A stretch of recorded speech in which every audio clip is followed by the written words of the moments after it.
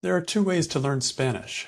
You can stay in the classroom and conjugate verbs, or you can get on an airplane and land yourself in your favorite Spanish-speaking country. If you take the more adventuresome route of travel, you will be rewarded with new food, new friends, and lots of chances to laugh at yourself. You'll laugh, and so will everyone else, because you're going to make an endless stream of mistakes with your Spanish. And as a result of all those mistakes, you're going to really learn the language. Now let's say it's not Spanish that you want to learn. Instead, you're interested in learning what's causing your emotional issues. Let's say you're tired of them and want to become more fluent in the foreign language of happiness. Let's say you want to use the work of Byron Katie, which is 4 questions and turnarounds, to explore this world of internal cause and effect. There are 2 ways you could go about this: the theory way or the practical way. The theoretical way of doing the work tries to find out the big issues in your life first. Maybe it's money, maybe it's relationship, maybe it's something else. So you try to identify all the stressful beliefs about your money, for example, in order to question them with the work. The second method, the practical way, doesn't bother about the big issues at all. It lets you dive into life and keeps an eye out for hitches. As soon as something comes up in daily life that is stressful, it uses it as an opportunity to do the work. I sometimes call this second approach the tripwire method of identifying stressful thoughts.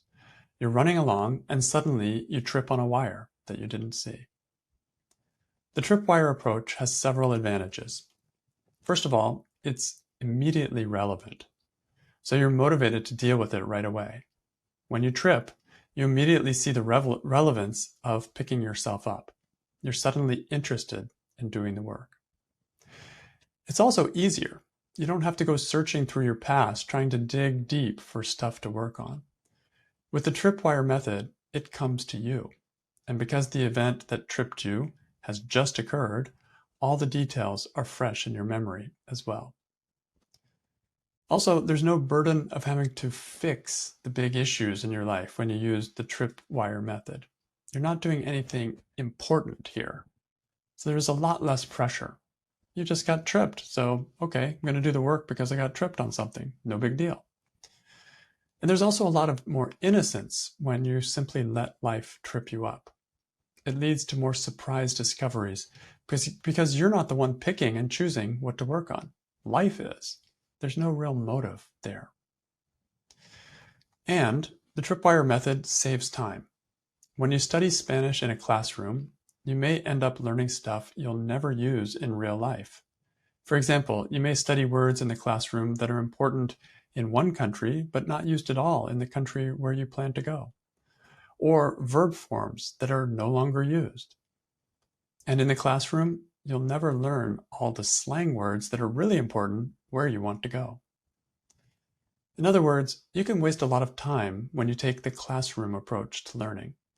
And you can waste a lot of time when you take the theoretical approach to doing the work. You may be so focused on trying to deal with what you think are your big issues, say on money, for example, that you miss the way your personal relationships trip you up every single day. In fact, when you take the theoretical approach, you may get obsessed with a particular area of life that is already pretty good for you, but you're trying now to make it perfect, while at the same time, other areas of your life are falling apart. It may even become a way of staying safe and avoiding the more practical issues you face every day. So this is the value of the tripwire method.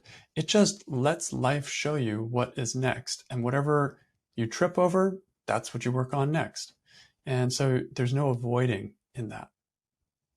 But it doesn't mean that you shouldn't use a more theoretical approach as well when doing the work. Both methods are helpful.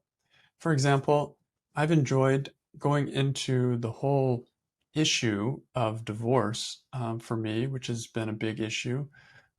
Some of those were situational things from when my parents actually divorced. Others are more general. And I use this theory way of questioning lots of stressful beliefs around that topic. And I drill down to find specific situations in the divorce of my parents where I can write Judge Your Neighbor worksheets, and I'm learning a ton in the process as I do that. But I could get lost in this world of doing the work on divorce, and I would miss out. I'd miss out on the practical issues that life brings to me every day, like when someone gives me negative feedback or when someone annoys me with their short-sightedness. That's why I love the tripwire method of identifying stressful thoughts to work. The little issues that pop up unexpectedly show me exactly where I'm blind. And when I use the tripwire method, life becomes my teacher. Life chooses what I need to work on. That way, I'm learning by immersion, which is also the way I happen to prefer studying Spanish, or French for that matter.